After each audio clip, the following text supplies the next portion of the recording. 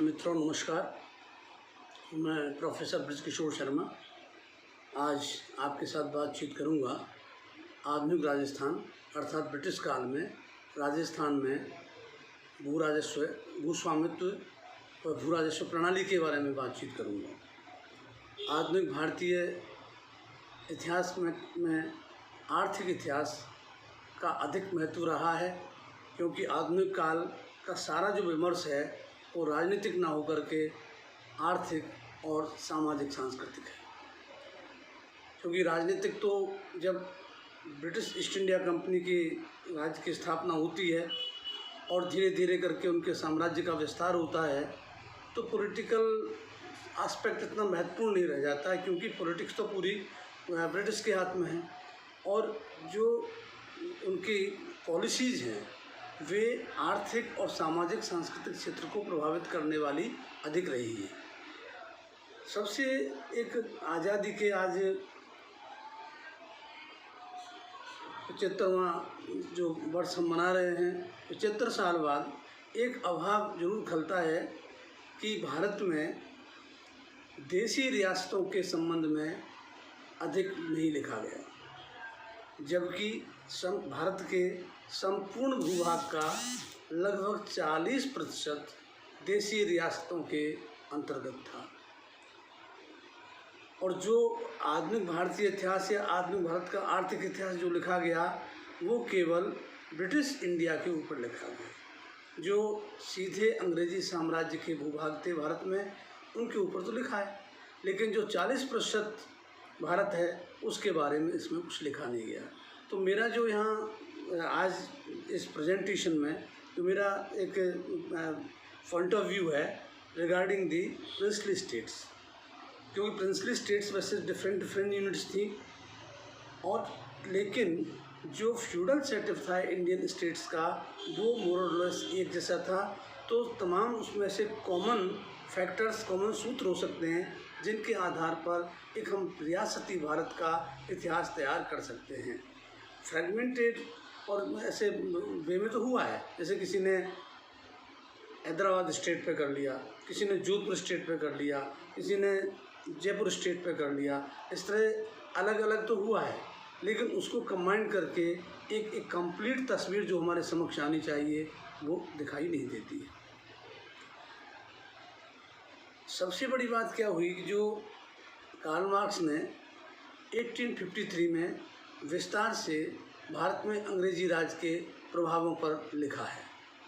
Karl Marx ने अपने जो उनका मूल ग्रंथ है दास कैपिटल में भी भारत के बारे में विस्तार से बात की है, और उन्होंने ये कहा कि भारत की जो आत्मनिर्भर ग्रामीण अर्थव्यवस्था थी उसको अंग्रेज़ों ने आकर के नष्ट कर दिया। जो आत्मनिर्भर ग्रामीण अर्थव्यवस्था है वो केवल अर्थव्यवस्था नहीं बल्कि आत्मनिर्भर पूर्ण ग्रामीण जीवन था, जिसमें आर्थिक तत्व के साथ साथ कृषि के साथ साथ जीवन यापन के संसाधनों के साथ साथ जो शैक्षणिक, जो स्वास्थ्य और दूसरी सामाजिक सांस्कृतिक आवश्यकताएं, उन सब की पूर्ति एक गांव के अंदर ही हो जाती थी। तो जो आत्मनिर्भर इकाई होता था ग्रामीण, उस आत्मनिर्भर इकाई को तोड़ दिया। और वो यहाँ अफसोस जाहिर करते कहते हैं कि जो भारतीय ग्रामीण जन हैं उनकी पुरानी दुनिया उजाड़ दी गई और नई दुनिया का कहीं पता नहीं था। तो ऐसी भयावह स्थिति अंग्रेजी साम्राज्य के आर्थिक प्रभावों के रूप में हम देखते हैं, जिसका बड़े विस्तार से कार्ल मार्क्स ने वर्णन किया है। अब हम ये देखें, जब भारत में अंग्रेजी राज की स्थापना हुई तो प्रारंभिक तौर पर एक तो कंपनी को जो यहाँ की राजनीतिक शक्तियाँ थीं उनके बीच के अंतर्विरोधों को रिजॉल्व करने के लिए, उनके अंतर्विरोधों को समाप्त करने के लिए जो उन्होंने पंच की भूमिका अदा की, उसमें हर एक से उन्होंने लूटा। एक तो वो जो लूट का माल आया उससे कंपनी के पास, जो कंपनी पहले सोने चांदी आदि के रूप में यहाँ के माल के बदले देती थी, अब उसको यहीं पर इतना धन प्राप्त हो गया कि उसे अब अपने देश से, अपने कॉन्टिनेंट से कोई धन लाने की आवश्यकता नहीं थी, बल्कि यहाँ उसे धन मिल गया। तो जो यहाँ राजे महाराजाओं के पास सरप्लस था, वो सरप्लस को तो उन्होंने जो राजनीतिक उथल पुथल हुई उसमें अपने अधिकार में कर लिया। इसके बाद हम ये देखते हैं कि जो उनका मुख्य निशाना, जैसे बंगाल को सबसे पहले लेते हैं, तो उनका देखा कि भाई जो एग्रीकल्चर है, this is the main sector जहाँ से हम अधिक से अधिक आय ले सकते हैं, क्योंकि जो किसान हैं उस किसान के सरप्लस को छीनने के लिए जो भू राजस्व नीति तैयार की, वे बहुत ही प्लान तरीके से की गई थी, जिसमें आगे चल करके अगर हिंदुस्तान में पूंजी का निर्माण भी हो तो वह पूंजीवाद की ओर न जा करके उसे भी सामंती व्यवस्थाओं की ओर ही मोड़ दिया जाए। जो भारत की बनने वाली पूंजी है उसको कृषि में कैसे रास्ता दिखाया जाए, ये सारी संरचनाएं उन्होंने की।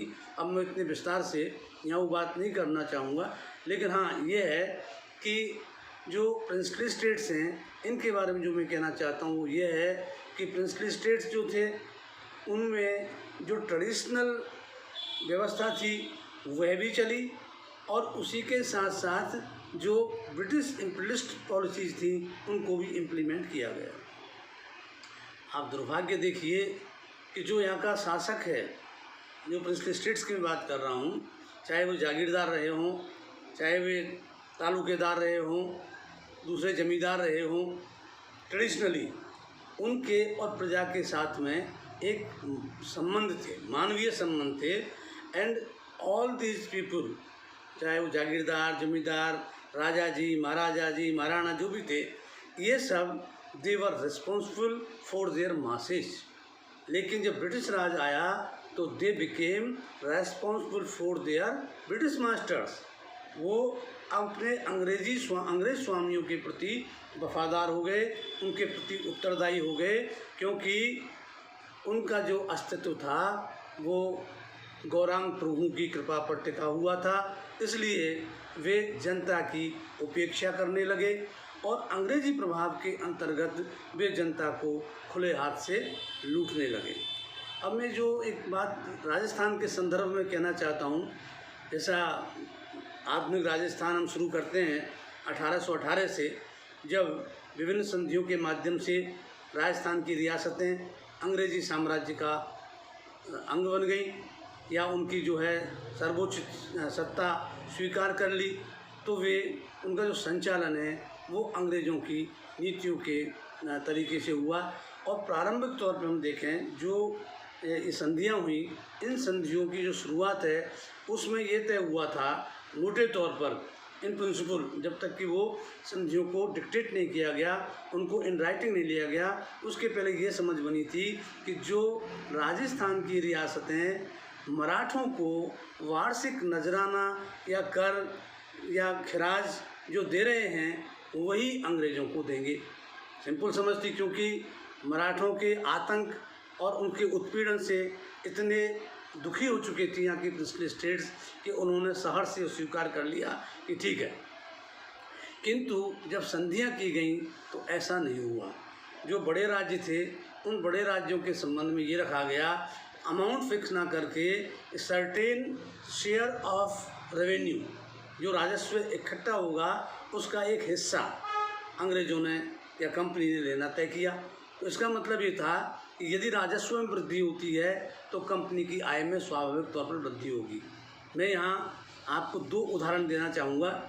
एक तो सबसे बड़े राज्य उदयपुर है, उस उदयपुर राज्य में के साथ जो संधि हुई उसमें यह तय किया गया कि संधि से लेकर प्रथम 5 वर्षों तक जो उदयपुर स्टेट का राजस्व है इसका 1/4 भाग ब्रिटिश ईस्ट इंडिया कंपनी को या अंग्रेज़ों को मिलेगा।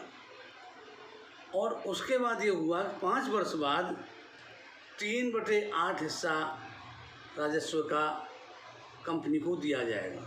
तो यहाँ ये हो गया कि कंपनी के जो एजेंट्स और रेजिडेंट जो इन स्टेट्स में रहते थे उनका एक ध्येय ये रहता था कि कैसे भी करके राजस्व में वृद्धि की जाए।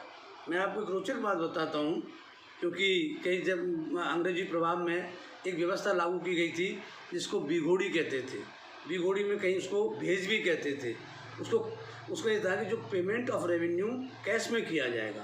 पहले राजस्व का भुगतान वस्तु के रूप में होता था, किंतु अंग्रेज़ों ने व्यवस्था ये शुरू करने की कोशिश की धीरे धीरे करके कि कैश में ही राजस्व का भुगतान हो, और कैश में होगा, साथ ही साथ बीघोड़ी जो शब्द जुड़ा गया वो पर बीघा के हिसाब से होगा।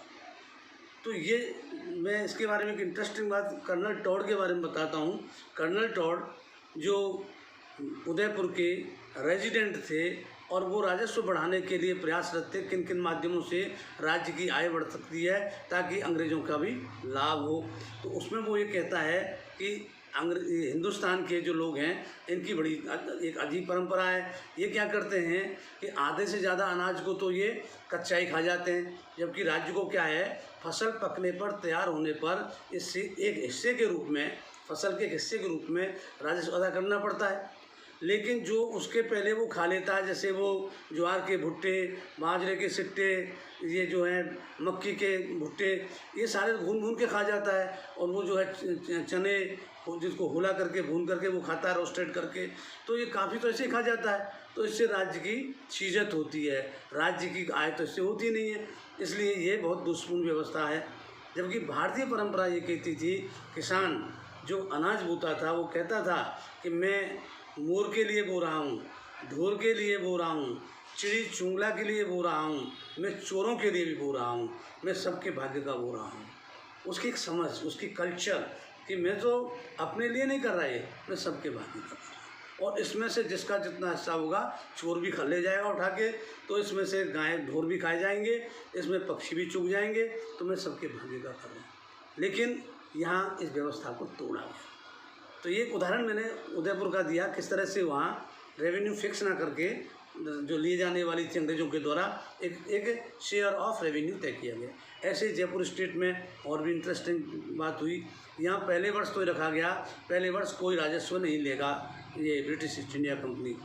दूसरे वर्ष 4 लाख रुपए, तीसरे वर्ष 5 लाख रुपए, चौथे वर्ष 6 लाख रुपए, और 5वें वर्ष 7 लाख रुपए, और छठे वर्ष 8 लाख रुपए राजस्व वसूल किया जाएगा। और उसके पश्चात नियमित रूप से 8 लाख रुपए प्रति वर्ष जयपुर स्टेट से ब्रिटिश ईस्ट इंडिया कंपनी को मिलते रहेंगे। लेकिन उसमें क्लॉज और जोड़ा गया, यदि राज्य की आय 40 लाख से अधिक होती है तो 8 लाख सालाना के अतिरिक्त कुल राजस्व का 5/16 भाग अतिरिक्त लिया जाएगा। तो आप समझ सकते हैं कि ये जो भार पड़ रहा है इन स्टेट्स पर, finally who will bear this burden? Definitely none other than peasant. किसान ही इसको जो है सहन करेगा, क्योंकि मेन जो सोर्स ऑफ इनकम है, दो ही तो सेक्टर थे, उद्योगों से बहुत बड़ी इनकम थी नहीं, या तो ट्रेड है, ट्रेड से लेते हैं, या एग्रीकल्चर, और एग्रीकल्चर जो है उस पर राजस्व का भार लगा था। तो ये जो व्यवस्था उन्होंने की, इसमें राजस्व का भार बढ़ना जरूरी ही था। अब आगे जो मैं बात करना चाहता हूँ कि यहाँ जो भूमि बंदोबस्त था, भूमि व्यवस्था थी या भू राजस्व प्रणाली थी, तो संपूर्ण जो भूमि थी राजस्थान के प्रिंसली स्टेट्स के पास, उन प्रिंसली स्टेट्स के पास की संपूर्ण ज़मीन को 2 भागों में बांटा जाता। इवन जो अजमेर मेरवाड़ा है, जो ब्रिटिश प्रोविंस थी, उस अजमेर प्रोविंस के भी जो कृषि भूमि है वो 2 हिस्सों में बटी हुई थी, एक खालसा और दूसरी गैर खालसा या जागीर। खालसा वो होता था खालिश, मतलब प्योर, जो land controlled by the crown, जो राजा होता था, वो राजा जिस पर सीधा नियंत्रण जिस पर रहेगा वो तो हुई खालसा, और जिसको जागीरदारों को विभिन्न रूपों में मिली हुई है उसको कहते थे जागीर या गैर खालसा। अजमेर मेरवाड़ा में तो राजा कोई रहा नहीं, तो वहाँ ये रहा कि जो खालसा है उसका मालिक तो जैसे पहले मराठे थे, तो खालसा का मालिक तो अंग्रेज, लेकिन जो इस्तेमरारेदार थे, वहाँ के जागीरदारों को इस्तेमरारेदार ज़्यादातर थे, वे सब की सब वो जागीर में आते थे। तो जो संपूर्ण भूभाग था राजस्थान का, उसमें ये था कि लगभग जो है 40% हिस्सा ही खालसा के अंतर्गत था और 60% हिस्सा जागीरों अथवा गैर खालसा के अंतर्गत था। मैं इस बात को इतनी जोर से क्यों कह रहा हूँ, इसके पीछे वो कारण यह है कि जो खालसा भूमि थी, राजा की भूमि, उसके लिए एक सिस्टम बना हुआ था, कुछ कायदे कानून बने हुए थे और उनके कर्मचारी और अधिकारियों का एक लवाजमा होता था जो उस भूमि का प्रबंधन करता था। जबकि जागीर क्षेत्र में क्या है कि राजा और जागीरदार के बीच में तो जो भी उनको पट्टा या जो जारी किया गया है जागीरदार को, या जागीरदार के जो राइट्स हैं और राजा के राइट्स हैं, वो सब बंटे हुए हैं, उनमें बराबर से तय है कि भाई किस तरह से करेंगे। लेकिन जागीरदार किसान के साथ क्या व्यवहार करेगा, कैसे वसूल करेगा, इसके कोई कायदे कानून नहीं थे। तो जो जागीर क्षेत्र की जनता थी, गैर खालसा क्षेत्र के किसान थे, वे अधिक राजस्व के भार से पीड़ित थे क्योंकि उनके ऊपर शासन की 3 परतें थीं। पहला जागीरदार, दूसरा राजा और तीसरा अंग्रेज। ये 3 शक्तियां तो उसके ऊपर थी ही थी। बाकी तो और जो बोहरे, मनी लेंडर, सूदखोर, साहूकार, उनका एक अलग व्यवस्था चलती थी। उस पर हम कभी फिर दूसरे किसी वीडियो में बात करेंगे। तो यहाँ जो मैं बात करना चाह रहा हूँ कि 40% भूमि ही खालसा थी, 60% जागीर थी। और स्टेट वाइज हम वो देखें बाइफर्केशन, तो सबसे बड़ा स्टेट एरिया वाइज जोधपुर था और जोधपुर में मात्र 14.2% भूमि खालसा के अंतर्गत थी, जबकि 85.8% भूमि गैर खालसा या जागीर के अंतर्गत थी। उदयपुर स्टेट में 25% भूमि ही खालसा के अंतर्गत थी, बाकी 75% जागीरदारों के नियंत्रण में थी। जयपुर स्टेट में 31.3% भूमि खालसा थी और 68.7% ये गैर खालसा या जागीर थी। और बीकानेर में 32% खालसा थी, 68% जागीर या गैर खालसा थी। तो ये जो 4 स्टेट्स की मैंने बात की है, ये 4 स्टेट वे हैं जिनके अंतर्गत संपूर्ण राजस्थान का 60% भूभाग आता था। इसके बाद जो इसी क्रम में जो चलता है, जैसे कोटा स्टेट है, वहाँ 75% खालसा थी। और आप ये देखेंगे कि ठीक है, नेचुरल रीजन्स भी हैं, बट कृषि के मामले में बिफोर इंडिपेंडेंस भी कोटा अग्रणी था। उसका उस पर अलग से बात हो सकती है। तो 75% खालसा और 25% जागीर के नियंत्रण में थी। तो जागीरदारों का कोई ज़्यादा वहाँ जाल नहीं था। इसी तरह से हम देखते हैं अलवर और भरतपुर दोनों स्टेट्स का एक जॉइंट वो आंकड़ा लिया है, वहाँ 87.5% भूमि खालसा के अंतर्गत थी, मतलब राजा के नियंत्रण में, और 12.5% जागीरदारों के नियंत्रण में थी। तो पूर्वी राजस्थान में जागीरदारी प्रथा कमज़ोर थी, जबकि पश्चिमी और दक्षिणी राजस्थान में जागीरदारी प्रथा ज़्यादा शक्तिशाली थी। और इनके बीच में जो जयपुर स्थित है वह थोड़ा बैलेंस है, बहुत बड़ा बैलेंस तो नहीं है, बट फिर भी इन कंपैरिजन टू अदर्स। तो इस तरह से ये खालसा और गैर खालसा का विभाजन था। अब मैं जो बात करना चाहता हूँ ख़ास तौर पर वो ये है कि किस तरीके से हम देखते हैं कि जो कृषि है और कृषि समुदाय, एग्रीकल्चर एंड एग्रीकल्चरल कम्युनिटी, इनको प्रभावित करने वाले कृषि का ही व्यवस्था है। कृषि व्यवस्था जैसी होगी वैसा ही वो कृषि समुदाय होगा। तो यहाँ मैं जो बात कहना चाह रहा हूँ कि खेती को प्रभावित करने वाले 2 फैक्टर होते हैं। एक होता है इंस्टीट्यूशनल और दूसरा होता है टेक्निकल। इंस्टीट्यूशनल में land relations, land ownership, land management, भूमि प्रबंधन, भूमि अधिकार, इन सबको हम इंस्टीट्यूशनल में मानते हैं। और टेक्निकल में होता है इरिगेशन, खाद बीज, मशीन्स, ट्रैक्टर्स, थ्रेशर्स, और जो भी साइंटिफिक इनपुट हो सकता है या दूसरे और जो उर्वरक वगैरह का, कीटनाशक वगैरह का, ये सारा टेक्निकल पॉइंट में आता है। And to a large extent the technical factor depends on institutional factor, क्योंकि इंस्टीट्यूशनल फैक्टर में if there is any scope of improvement of agriculture only then you can think of technical upgradation.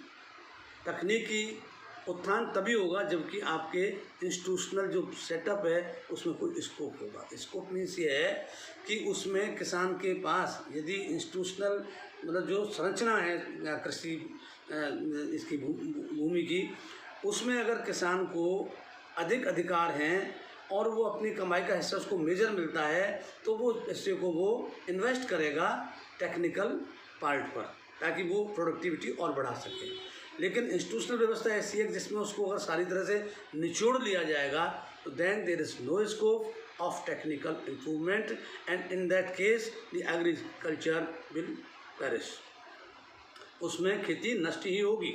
तो ये एक स्थिति in British period में princely states में है। तो अब मैं जो राजस्थान के बारे में बात करना चाहता हूँ कि दो हमने भागों में बांट लिया संपूर्ण राजस्थान को for the point of view of land management या लैंड रेवेन्यू सिस्टम। भू राजस्व प्रणाली दो भागों में, खालसा एंड गैर खालसा। तो खालसा जो है, जैसा मैंने कहा, खालसा जो था ये ज़्यादा व्यवस्था में ठीक थी क्योंकि शासक के सीधे नियंत्रण में था और वहाँ अंग्रेज़ों के ज़माने में खास तौर पर, पहले क्या होता होगा उससे मेरा कंसर्न भी नहीं है, मैंने उसमें पढ़ा भी नहीं है। लेकिन ड्यूरिंग ब्रिटिश पीरियड जो ये जो खालसा है, तो जब राजा से पूछा जाता था अंग्रेजों के दौरान भाई आपकी व्यवस्था बताइए, तो वो हमेशा खालसा की व्यवस्था बताते थे कि हमारे यहाँ इस तरह की व्यवस्था है, क्योंकि टाइम टू टाइम इनकी मॉनिटरिंग तो होती थी और मॉनिटरिंग इनसे पूछा जाता था कि भाई आप कौन सा पैटर्न किस तरह से आप कर रहे हैं, तो ये अपने जो है रिपोर्ट्स अंग्रेज़ों को पेश करते थे। तो इसमें जो खालसा क्षेत्र है उसमें कानून कायदे समय समय पर बनते भी गए और ख़ास तौर पर 1870 के बाद खालसा क्षेत्र में भूमि बंदोबस्त की प्रक्रिया भी आरंभ होती है ताकि भूमि का माप की जा सके, राजस्व का पुनर्निर्धारण किया जा सके। तो 1870 के बाद जो नए बंदोबस्त किए गए, उस नए बंदोबस्त के पीछे, क्योंकि कृषि जो बंदोबस्त होते हैं, क्या कहेंगे उनसे, लैंड सेटलमेंट्स जो होते हैं, वो लैंड सेटलमेंट्स के पीछे उद्देश्य केवल राजस्व बढ़ाना नहीं होना चाहिए, बल्कि किस तरह से हम ऐसी पद्धति अपनाएं ताकि कृषि के विकास का मार्ग प्रशस्त हो। और कृषि का मार्ग प्रशस्त होता है तो कृषि समुदाय अपने आप ही विकसित होंगे और वे एक अच्छा जो जीवन है वो बिता सकेंगे। तो ये उसमें एक विचार दिखाई देता है। तो जो लेकिन ड्यूरिंग ब्रिटिश पीरियड जितने भी प्रबंधन हुए, जब भी सेटलमेंट्स हुए, कभी किसी सेटलमेंट में किसानों को कोई राहत नहीं दी गई, बल्कि राज्य की आय को बढ़ाने के ही प्रयास किया गए। आपको पढ़ते होंगे कई बार 1925 में एक नीमूचाना कांड होता है अलवर स्टेट में, या पूरे गांव को घेर करके राज्य और अंग्रेज़ों की सेनाओं ने गोलियों से भून दिया था। वहाँ का कारण यही था कि 1920 में सेटलमेंट हुए थे और नई सेटलमेंट में जो ट्रेडिशनल लोगों के राइट्स थे उन राइट्स का हनन किया गया और उन पर ज़्यादा राजस्व थोपा गया। इसके विरोध स्वरूप आंदोलन शुरू हुआ नीमूचाना का, जिसे शक्ति के बल पर कुचल दिया गया। वो हम किसान आंदोलन पर बात करेंगे तब उसके बारे में और भी बात करेंगे। अब मैं वापस आता हूँ खालसा। तो खालसा में भी सिंगल टेन्योर नहीं था, अलग अलग टेन्योर थे। जैसे उसमें जो मोस्ट फेवर्ड, जो सबसे ज़्यादा पक्ष का था, वो हुआ करता था विस्वेदारी या बापीदारी सिस्टम। विस्वा वैसे तो जो भूमि होती है उसका नाम विस्वार बीघा में होता है, and biswa is the smallest unit of a bigha. 20 ये जो 20 जो विस्वा है उसका एक बीघा बनता है। तो विस्वादार का मतलब दो जो होल्ड विश्वास, जिनके पास नियंत्रण है विस्वाओं का, तो या उनको बापीदार मतलब जो वंशानुगत जो अधिकार होते थे वो खालसा भूमि में बापीदार और विस्वेदार जो हैं वे सबसे अधिक फेवर्ड थे। लेकिन जो परमानेंट जो ऑक्यूपेंसी थी इनकी, वे अपने विस्वे को बेच भी सकते थे, वो अपने विस्वे को ट्रांसफ़र कर सकते थे, वो गिफ्ट भी कर सकते थे। और विस्वेदारों से वसूल किए जाने वाले राजस्व में भी कोई वृद्धि नहीं होती थी। तो ये मोस्ट फेवर्ड ग्रुप था।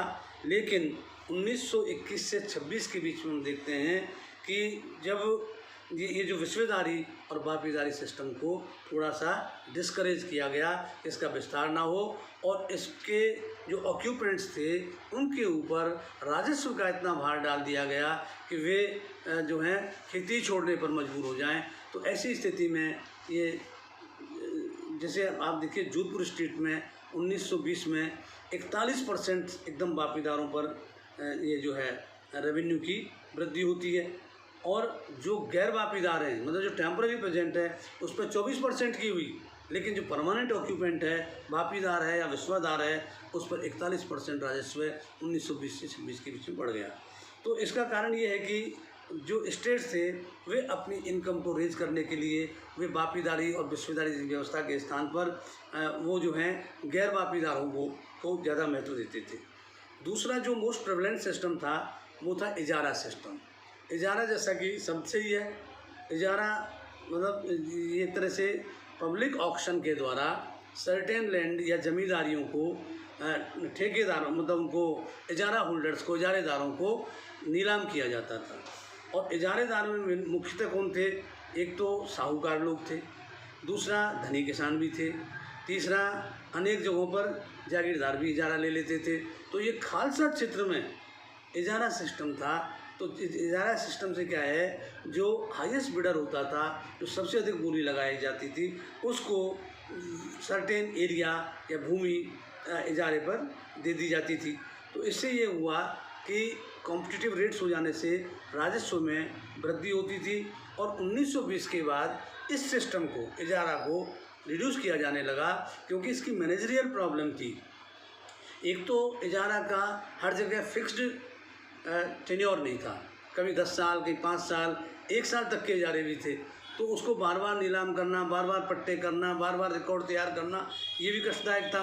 दूसरा क्या है कि इजारा सिस्टम इतना बदनाम होने लगा था कि उसकी वजह से भू राजस्व में बेतहाशा वृद्धि हुई। तो इस कारण से इजारा सिस्टम को 1920 के बाद थोड़ा कर्व करने की कोशिश करते हैं। और 1920 का नाम मैं बार बार इसलिए ले रहा हूँ, ये वह वर्ष है जब हिंदुस्तान में राष्ट्रव्यापी असहयोग आंदोलन हुआ, और उस असहयोग आंदोलन के प्रभाव में राजस्थान की सभी राज्यों में किसानों के आंदोलन दिखाई देते हैं। वैसे तो किसान आंदोलन 20वीं सदी के प्रारंभ में ही बिजोलिया में शुरू हो चुका था, लेकिन 1920 के बाद शेखावाटी, मारवाड़ और खुद ये बिजोलिया, इस जगह जगह आंदोलन, उसके बाद फिर अलवर में, भरतपुर में मेवों के आंदोलन, जागीरदारों के खिलाफ भी आंदोलन जब जगह जगह होते हैं। तो उसके बाद इजारा सिस्टम को थोड़ा कम करने की बात की जाती है। इसके बाद था एक ज़मींदारी सिस्टम। ज़मींदार जो हैं ये धनी किसान थे, और उनकी लैंड होल्डिंग जो थी वो इतनी थी कि वे उसे दूसरों को भी रेंट पे दिया करते थे। तो जो ज़मींदारी प्रथा थी, ये बंगाल वाले जैसे ज़मींदार नहीं थे, जिन ज़मींदारों को एक्सक्लूसिव पावर दिए गए थे। यहाँ ज़मींदार लैंड होल्डर तो है, लेकिन ज़मीन पर उसको पूर्ण अधिकार नहीं है। वो ज़मीन की उसको मैनेज कर सकता है, और वो खुद कास्ट कर सकता है। इसके अलावा वो उसको गिफ्ट में देना या उसको बेचना या गिरवी रखना ये नहीं कर पाएगा। तो जमींदार भी अपने आप में एक तरह से रेवेन्यू एजेंट्स ही थे, जो किसानों को स्वयं द्वारा निर्धारित शर्तों पर ज़मीन देते थे। एक यहाँ रैयतवाड़ी सिस्टम भी था। रैयतवाड़ी में सीधा किसान को पट्टा दिया जाता था, और रैयतवाड़ी का जो यहाँ का किसान को पट्टा देते थे, उसमें ये होता था ज़्यादातर इसके अंतर्गत वह भूमि आती थी कि जो भूमि ना तो विस्वेदार के पास है, ना बापीदार के पास है, ना जमींदार के पास है, और इजारा में उसकी कॉम्पिटिटिव रेट्स नहीं मिल रही हैं। मतलब जो इन्फीरियर क्वालिटी ऑफ लैंड थी, it was managed by the revenue officials on the name of ryotwari. Ryotwari के नाम पे वो उसको मैनेज करते थे। और इंटरेस्टिंगली हर जो ये खालसा लैंड होती थी, वहाँ चौधरी या पटेल या लंबरदार जैसे बिचौलिए हुआ करते थे, या जो मैनेजर हुआ करते थे, जिनको कमीशन के रूप में एक हिस्सा मिला करता था, और उनको स्वयं की खेती करने के लिए रियायती दरों पर और कभी कभी बिना राजस्व के भी भूमि प्राप्त होती थी। वे राज्य के प्रति वफादार होते थे। तो वो ये करते थे कि एक एक आदमी पकड़ पकड़ के बोलते थे तू ये खेत ले ले, और मतलब उसको ज़बरदस्ती करते थे, और ऐसा तक होता था, जो खास तौर पर जो कुटीर उद्योगों से जुड़े लोग थे, शिल्पकार थे, उनकी मन तो होता था वो भी खेती करें, लेकिन वो साहस नहीं जुटाते थे। तो उनको ये प्रेरित करते थे कि आप लोग ले लीजिए, ले लीजिए। तो वो कुछ लोग तो हाथ जोड़ लेते, साहब हम तो जो अपना काम कर रहे हैं वो ठीक है, हम उधर हम नहीं कर पाएंगे। और जब ये देखते थे कि ये शिल्पकार ठीक है, इसकी माली हालत भी ठीक है, तो असहमत होने पर भी कई बार पट्टा बना करके उनकी जो झोंपड़ी होती थी, झोंपड़ी में वो खोस देते थे, जिसका पता ही नहीं चलता था। और बाद में जब राजस्व वसूल करने आते तो वो किसान वो कहता कि मैंने तो भूमि ली नहीं इस बार, बोले ये तो उसी के छान में से निकाल के देते, ये रखा ना पट्टा है। तो ऐसे उदाहरण भी मिलते हैं। तो मैं उस पर खैर और विस्तार नहीं करूँगा, समय की अपनी सीमा है। तो जो एनुअल पट्टे थे, ये पट्टे खास तौर पर ये पटेल, पटवारी, तहसील सेना, ये सब तहसीलदार के निर्देशन में किया करते थे। इसके बाद एक जो टेन्योर सिस्टम था वो था पाही कास्त। पाही का दो नाम चलते थे, पाही और देही। गांव अपने आप एक देह है, गांव ये बॉडी, देह मतलब बॉडी। तो जो बॉडी है उसमें जो किसान निवास कर रहा है, तो वो वहाँ का जो किसान है उसको देही कहते हैं, कि वो देह के शरीर के अंग है वो। लेकिन पाही मतलब बाहर का किसान। तो जिन किसानों के पास अपने क्षेत्रों में खेती करने के लिए भूमि उपलब्ध नहीं होती थी, तो उसके कोई भी कारण हो सकते हैं कि वो कहीं पहले जहाँ गांव में रहता है वहाँ राजस्व नहीं जमा करा पाया हो, या उसकी ज़मीन जब्त हो गई हो, या कोई और भी कोई रीज़न रहा हो, तो वे जो है पाही काश्तकार जो है वो भी खेती यहाँ करते थे। वो अस्थाई किसान होते थे, परमानेंट ऑक्यूपेंट और सेमी ऑक्यूपेंट भी नहीं होते थे। और वो पाई जो थे उनके साथ शर्तें थोड़ी कड़ी होती थी, उनसे राजस्व वसूल किया जाता था। और जो सार्वजनिक गौचारा भूमि या जो वुडलैंड होती थी, वहाँ से लकड़ी लेना, ईंधन लेना, घास चारा लेना, ये सब जो कम्युनिटी को देही किसान को अधिकार थे, वो पाई को नहीं होते थे। अगर पाई उन सार्वजनिक सेवाओं को लेना चाहता है तो he was suppose to pay for that to the state. इसके अलावा जो खालसा क्षेत्र है, वहाँ पे एक किसान और था, काश्तकार मोरोसी। काश्तकार मोरोसी ये बहुत अच्छी एक वो थी, क्योंकि वैसे तो परमानेंट ऑक्यूपेंट तो ये भी नहीं था, लेकिन ये था कि यदि एक किसान लगातार एक ही भूमि पर काम करता है तो उसको एक तरह की ये गारंटी मिल जाती थी कि उसको तब तक उसकी भूमि से बेदखल नहीं किया जाएगा जब तक कि वो राजस्व अदा करता रहे।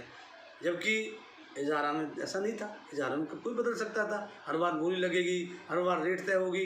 लेकिन जो काश्तकार मोरोसी है, ये ऐसा था, एक प्रिविलेज तो नहीं कहें, लेकिन उसने अपनी मेहनत से ये प्रिविलेज अर्न कर लिया कि उन्हें कभी हटाया नहीं जा सकता था, एज फार एज दे पे दी रेंट और रेवेन्यू। इसके अलावा खालसा क्षेत्रों में कुछ भूमियाँ हुआ करते थे।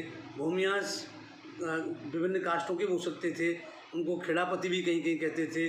उसमें विभिन्न जातियों के लोग भी हो सकते थे, लेकिन अधिकांश जो हैं ठाकुर भी हुआ करते थे।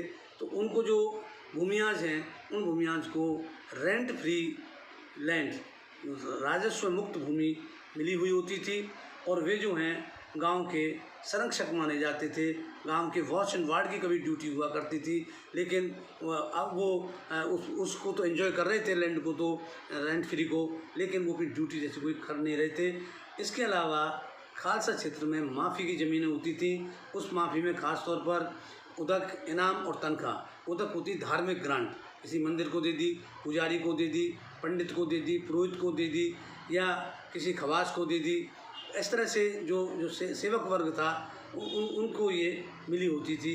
उन्हीं में इनाम और तनख्वाह भी उसी से जुड़ी है, ये भी खालसा क्षेत्र में हुआ करती थी। और एक जो टेन्योर और बना वो था चकबंदी सिस्टम। चकबंदी सिस्टम वो था जो, चकबंदी से मतलब ये था इनका कि भाई जो चकबंदी है वो उसके जो भूमि जिसकी नाप तोल हो चुकी हो, जिसका सेटलमेंट हो चुका हो, वो जो सेटल्ड भूमि है, उस सेटल्ड भूमि को चकबंदी कहते थे। और इसमें किसानों को एक जगह पर अपने एक आसामी को एक जगह पर भूमि मिल जाती थी। और सर्वे और सेटलमेंट हो जाने से भूमि की नाप और भूमि की क्वालिटी वगैरह तय हो जाती थी। और इसके बाद जो हैं जब ये सेटलमेंट जहाँ हो जाते थे, वहाँ जो है जो किसान हैं उनके अधिकारों को भी परिभाषित करते थे, किंतु जो जागीर क्षेत्र हैं उन जागीर क्षेत्रों में ये सर्वे सेटलमेंट नहीं हो रहे थे। किसान आंदोलनों के दबाव में और आज़ादी के नज़दीक आते आते हमें देखते हैं 1940 के बाद जागीर क्षेत्रों में भी राजस्थान में सेटलमेंट आरंभ होते हैं। और उन सेटलमेंट के बाद हमें देखते हैं कि नई व्यवस्था से सबसे पहले जयपुर स्टेट ने 1945 में जयपुर लैंड टेनेंसी एक्ट पास किया और इसके तहत किसान के तीन तरह के किसान अधिकारों के हिसाब से तय किए, जिसमें पट्टेदार, खातेदार और गैर खातेदार। इसी तरह से जोधपुर में भी सेटलमेंट के बाद ये लैंड टेनेंसी एक्ट पास हुआ और वहाँ पर वापीदार और गैर वापीदार, मुश्किल और गैर मुश्किल, इस तरह के नामों से ये आए हैं। और इसके अलावा एक सिस्टम जो कोटा स्टेट में अलग था वो था मनोतीदारी सिस्टम। मनोतीदारी सिस्टम गुजरात के कुछ स्टेट्स में रहा है, ख़ासतौर पर बड़ौदा में मनोतीदारी रहा है। और जो कोटा का मनोतीदारी सिस्टम वो ये है कि मनी लेंडर की गारंटी में किसान खेती करता था और ज़्यादातर इस मनोतीदारी सिस्टम के अंतर्गत जो खेती होती थी कोटा स्टेट में वो अफीम की खेती होती थी। और वो जो है मनी लेंडर जो है, साहूकार जो है, वो बिचौलिए का रूप धारण करता था। तो जो खेती ली जाती थी तो उसके राजस्व के लिए वो जो बोहरा है, मनी लेंडर है, he was responsible not the peasant. और जो बोहरा है वो किसानों से अपने हिसाब से खेती करवाता था, उसे मनोतीदारी सिस्टम कहते हैं। ये सिस्टम 1948 तक आते आते जो है कमज़ोर पड़ता है। अब मैं थोड़ी सी बात करूं गैर खालसा की। इसमें क्या है, ये जागीर क्षेत्र थे। जागीर कई प्रकार की थी, ज़्यादातर जागीर थी वो सैनिक जागीर थी। मतलब सैनिक सेवा के बदले राज्य के भाई बंधुओं को ही खास तौर पर या फिर बाद में रिश्तेदारों को भी ये जागीरें सैनिक सेवा के बदले दी जाती थी, जिसमें एक पट्टा जारी होता था। उस पट्टे में उसके तन का उल्लेख होता था। तन मतलब उसका शरीर, मतलब कितना तन है उसका, कितना एरिया उसके पास रहेगा, और उसमें फिर वो कितने घुड़सवार, कितने पैदल सैनिक, ये सब राज्य की सेवा में रखेगा।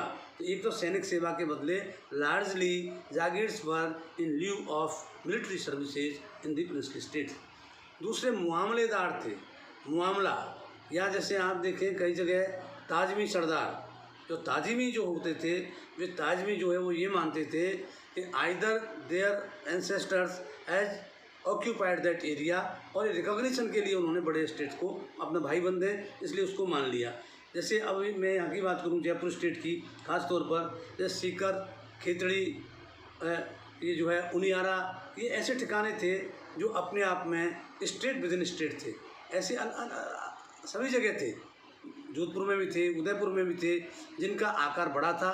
उनके पास जुडिशरी पावर्स भी थी, एडमिनिस्ट्रेटिव पावर्स भी थी, और वे जो हैं नियमित रूप से अपना प्रशासन चलाते थे। लेकिन वे राज्य के मातहत हुआ करते थे और राज्य को वे सैनिक सेवा भी देते थे आवश्यकता पड़ने पर, और वार्षिक नजराना भी देते थे। इसके अलावा जो जागीर के अंतर्गत थी वो कुछ जो ये होते थे, रनिवास जो होते थे, जनाना खाना जो होता था, तो जो जैसा मैं बता रहा था कि गैर खालसा अथवा जागीर के अंतर्गत सैनिक और प्रशासनिक जागीरों के अतिरिक्त कुछ जागीरें रॉयल लेडीज़ को भी दी जाती थी।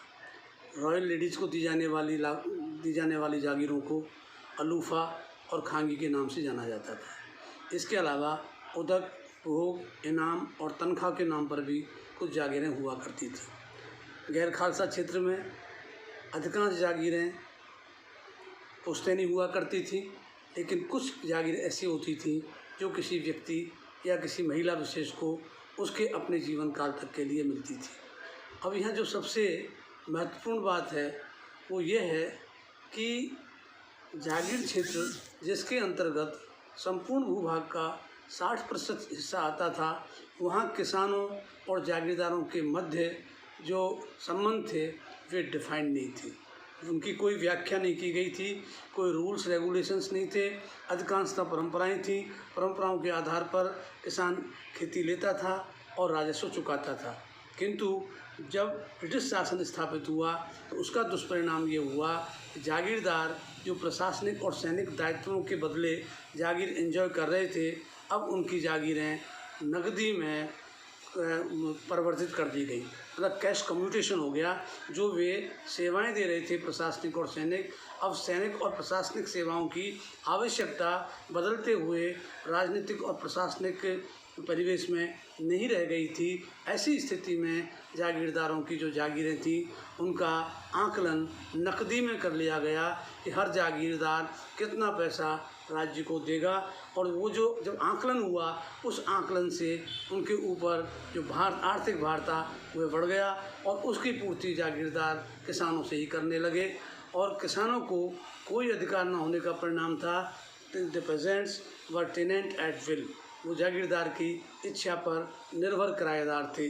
तो इस तरह से हम ये देखते हैं खालसा और गैर खालसा क्षेत्र में कि जहाँ तक भू राजस्व प्रणाली का संबंध है वह किसानों के पक्ष में नहीं थी, बल्कि वह राजा महाराजा, जागीरदार और ब्रिटिश साम्राज्यवादी शक्ति इनके ही हित में थी। किसान इसमें बुरी तरह से पिस रहा था। तो सबसे अधिक शिकार इस नई व्यवस्था का हम देखते हैं किसान ही हुआ, क्योंकि अधिकांश जो जनसंख्या थी, जो वर्किंग पॉपुलेशन थी, उसमें किसानों की जनसंख्या ही सर्वाधिक थी।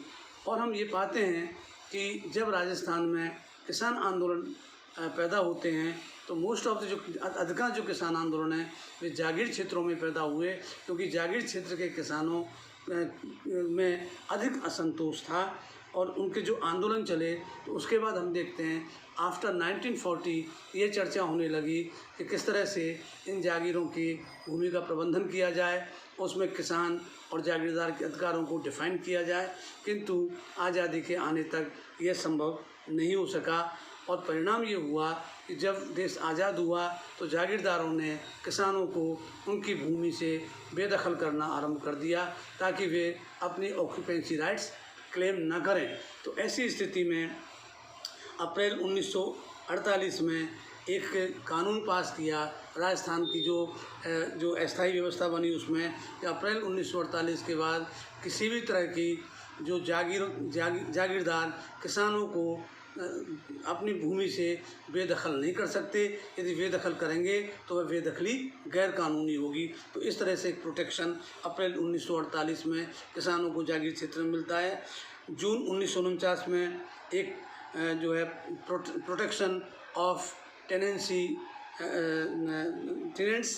प्रोटेक्शन ऑर्डिनेंस जारी किया गया। मतलब जो किसान की प्रोटेक्शन के लिए, सुरक्षा के लिए अध्यादेश जारी किया गया, जिसके द्वारा किसी भी प्रकार की गैर कानूनी जो गतिविधि है जागीरदारों की उन पर रोक लगा दी गई, और जो किसान जिस खेती पर काबिज था वह उसी पर ही रहा। और 20 अगस्त 1949 को राजस्थान मध्य भारत जागीर इंक्वायरी कमेटी गठित की गई गोविंद वल्लभ पंत के अध्यक्षता में, और उस कमेटी के आधार पर 1952 में Jagirdari and Zamindari Abolition Act Rajasthan का पास होता है, और 1955 में जाकर के राजस्थान लैंड टेनेंसी एक्ट बनता है। तो इस प्रकार 1818 से लेकर के और 1955 तक किसानों की जो स्थिति है वह शोचनीय थी, और आज़ादी के बाद उनकी स्थिति में जो भी सुधार हुआ उस पर हम अगले वीडियो में बात करेंगे। धन्यवाद।